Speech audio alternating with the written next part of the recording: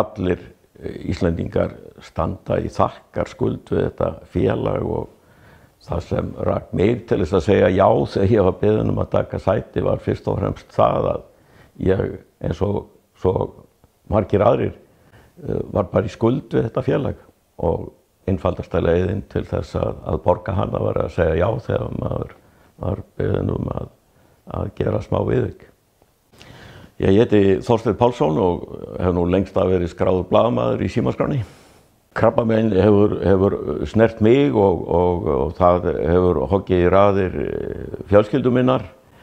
Eins og í flestum fjölskyldum það eru mjög fáar fjölskyldur í landinu sem ekki hafa kynnst því með einum eða öðrum hætti.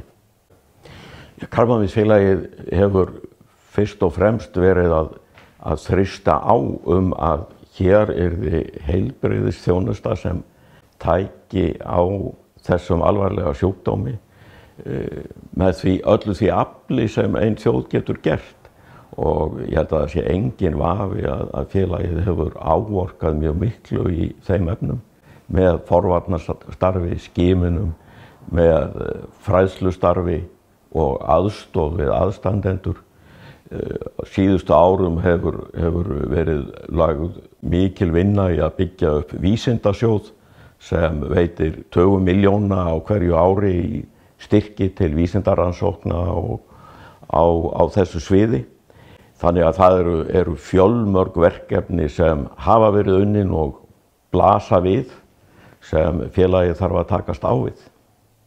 En auðvitað veit fólk misjafnlega mikið starf Krabbameinsfélagsins en ég held að það sé engin vafi hins vegar á því að það mikill velvilji og góður hugur hvarvetna í garð félagsins og þess vegna hefur því tekist að afla fjármuna til þess að sinna þessu umfangsmikla og fjölbreytta starfi. Það gerist ekki nema af því að fólkið í landinu hefur skilning.